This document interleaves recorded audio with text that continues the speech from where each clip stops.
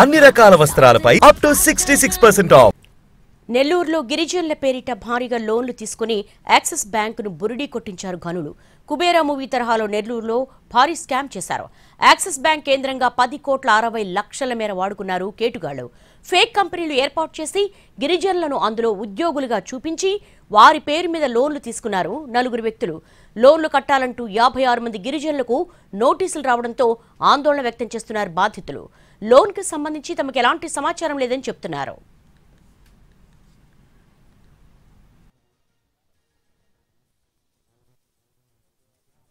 రాజీవ్ నాయుడు, అల్లా బక్షు, వెంకట శివ మీకు లోన్లు ఇస్తామని చెప్పి మా ఆధార్ కార్డు, సిమ్ కార్డు, కొత్త సిమ్ కార్డు, ఈ పాన్ కార్డు తీసుకొని మీకు లోన్లు ఇస్తామని తీసుకెళ్ళారు సార్. వాళ్ళు తీసుకెళ్ళి మాకు లోన్ ఇస్తామని చెప్పి వెళ్ళిపోయారు.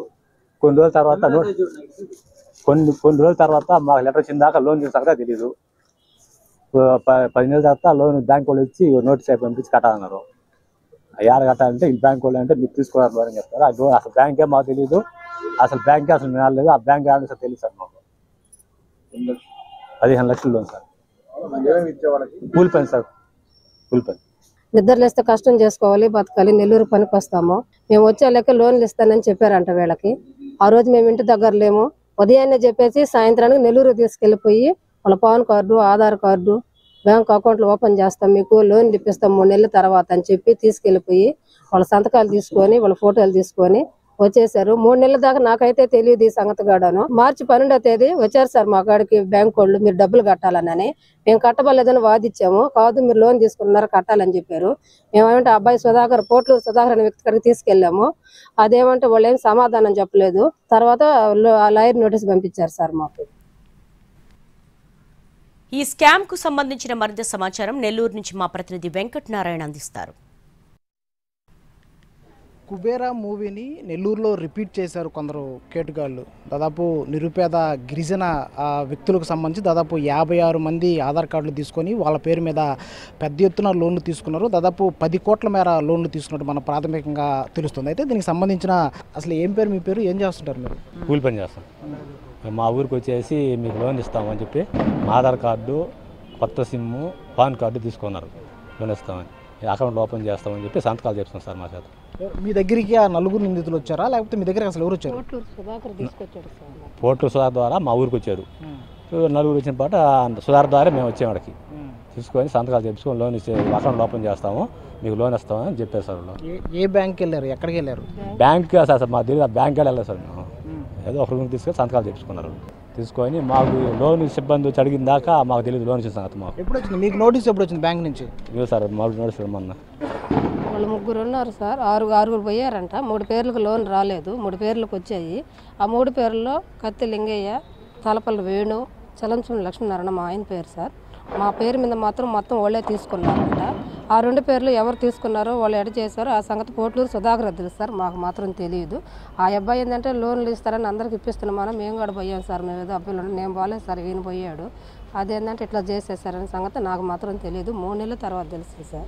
గ్రామీణ ప్రాంతాల్లో ఉండే నిరక్షరాస్యుల్ని, గిరిజనుల్ని టార్గెట్గా చేసుకుని దాదాపు 10 కోట్ల మేర స్కామ్ జరిగింది. అసలు మీ దగ్గర ఉండే ప్రాథమిక సమాచారం ఏంటి? అసలు ఎంతమంది నిందితులు ఉన్నారు? గ్రామీణ ప్రాంతాల్లో ప్రధానంగా వ్యవసాయ కూలీలు, అలాగే కాపలాదారులుగా ఉన్నటువంటి యానాదులు, కొంతమంది దళితులు, కొంతమంది బీసీలను టార్గెట్గా చేసుకొని ఏదైతే ఈ నెల్లూరు నగరానికి చెందినటువంటి ఒక 4 వ్యక్తులు, అలాగే మాకున్నటువంటి సమాచారం మేరకు కొంతమంది బ్యాంక్ అధికారులు ఒక ముఠాగా ఏర్పడి దాదాపు 12 నుంచి 13 కోట్ల రూపాయలు స్కామ్ చేసి ఆ యొక్క ముఠా 56 మంది ఉద్యోగులు, అలాగే ఇంకొంతమంది దాదాపు 66 మంది ఉద్యోగులు, వీళ్ళందరూ కూడా 4 సాఫ్ట్వేర్ కంపెనీల్లో పనిచేస్తున్నట్టు వాళ్ళే రికార్డులు తయారు చేసి, వాళ్ళే శాలరీ స్లిప్పులు తయారు చేసి 6 నెలల పాటు ఒక్కొక్కరికి 74,000 జీతం. ఈయన చూస్తే మీకు అర్థమవుద్ది, ఈయన ఒక కూలీ. ఈయన సాఫ్ట్వేర్ ఉద్యోగం చూపించి 74,000 రూపాయల జీతం వాళ్ళే 6 నెలలు ఈయన అకౌంట్లో వేసి 6 నెలల తర్వాత 15 లక్షలు లోన్ తీసుకొని 3 నెలల పాటు ఈఎంఐ చెల్లించి ఆ తర్వాత వాళ్ళు అదృశ్యమయ్యారు. ఏదైతే బ్యాంక్ నోటీసులు వచ్చిన తర్వాత మా వాళ్ళందరూ కూడా బ్యాంక్ నోటీసులు ఎత్తుకొని గగ్గోలు పడతా ఉన్నారు. ఎవరి దగ్గరికి పోవాలో తెలియదు, ఈ డబ్బులు ఎట్లా కట్టాలో తెలియదు, అసలు డబ్బులు ఎవరు తీసుకున్నారో కూడా తెలియనటువంటి పరిస్థితి ఉందంటే దీన్ని ఏమనాలని మాకు అర్థం కావట్లేదు. డిసెంబర్ నెలలో పోలీసులకు ఫిర్యాదు చేస్తే ఇంతవరకు విచారణ లేదండి. ఇప్పుడు మనం జూలైలో ఉన్నాం, దాదాపు 8 నెలల పాటు విచారణ జరపలేదంటే దీని వెనక అసలు ఎవరున్నారు, ఏ మాఫియా ఉంది, ఏ నాయకులు ఉన్నారు అనేటువంటి విషయాలు మాకు అర్థం కావట్లేదు. మాకున్న సమాచారం మేరకు నెల్లూరు, ముత్తుకూరు, కావలి ప్రాంతాల్లో 66 మంది పేర్లు ఉన్నాయి. ఈ 66 మంది పేర దాదాపు 12 కోట్ల నుంచి 20 కోట్ల వరకు మోసం చేసి స్కామ్ చేసి ఉన్నారు. ఇదే తరహా స్కాము ఏపీ, తెలంగాణ, చెన్నైలో 500 కోట్ల మేర స్కామ్ జరిగిందనేది ప్రాథమికంగా మా దృష్టికి వస్తూ ఉంది. ఏదైతే బాధితులను కూడా కొంతమంది బెదిరిస్తున్నారో వాళ్ళకి పోలీసులు రక్షణ కల్పించాలి, ఈ స్కామ్ మీద విచారణ జరపాలి. 2 రోజుల్లో పోలీసులు న్యాయం చేయకపోతే, మా గిరిజనులకు పోలీసులు కానీ జిల్లా అధికారులు న్యాయం చేయకపోతే దీని మీద ప్రత్యక్ష పోరాటానికి సిద్ధం. రేపు ఎస్పీ గారిని కలిసి కూడా ఫిర్యాదు చేయబోతూ ఉన్నాం అనేటువంటి విషయాన్ని మేము తెలియజేస్తా ఉన్నాం.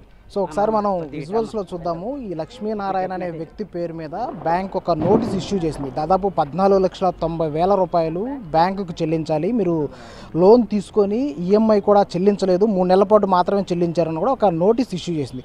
సో ఈ నోటీస్ వచ్చిన తర్వాత ఎవరైతే బాధితులు ఉన్నారో బాధితులు తాము బ్యాంక్ లోన్ తీసుకోకుండానే నోటీసులు వచ్చాయంటూ కూడా గిరిజన సంఘానికి సంబంధించిన నేతల్ని అప్రోచ్ అయ్యారు. అయితే ప్రధానంగా ఒక డొల్ల కంపెనీని సృష్టించి అందులో గిరిజనులను ఎవరైతే నిరక్షరాస్యులు ఉంటారో వాళ్ళందరినీ కూడా ఉద్యోగులుగా చేర్పించి, సాఫ్ట్వేర్ లాగా చేర్పించి దాదాపు నెలకి 70,000 నుంచి 1,00,000 రూపాయల వరకు వాళ్ళకి వేతనాలు వస్తున్నట్లు ఒక బ్యాంక్ స్టేట్మెంట్ని క్రియేట్ చేశారు. సో వారి దగ్గర నుంచి మొత్తం దాదాపు 56 మంది బాధితుల నుంచి 10,60,00,000 పైచులకు నగదుని ఎవరైతే ఈ నేరగాళ్ళు ఉన్నారో వాళ్ళ అకౌంట్కి క్రెడిట్ చేసుకున్నారు. 3 నెలల పాటు నమ్మకంగా ఈఎంఐలు కట్టారు. సో అనంతరం వీళ్ళ సిమ్ములు స్విచ్ ఆఫ్ చేయడంతో బ్యాంకు ఉద్యోగులందరూ కూడా బ్యాంకు ఉన్నతాధికారులు వీళ్ళకి నోటీసులు ఇష్యూ చేసినటువంటి పరిస్థితి. గత నెలలోనే దాదాపు 7 నెలల క్రితం 2024 డిసెంబర్లో ముత్తుకూరు పోలీస్ స్టేషన్లో కేసు నమోదైనప్పటికీ ఇప్పటికి కూడా దానిపైన ఎలాంటి విచారణ ముందుకు సాగలేదని చెప్పేసి బాధితులు చెప్తున్నటువంటి పరిస్థితి కనిపిస్తుంది. కెమెరామెన్ ప్రదీప్తో వెంకటనారాయణ, ఎన్టీవీ, నెల్లూరు నుంచి.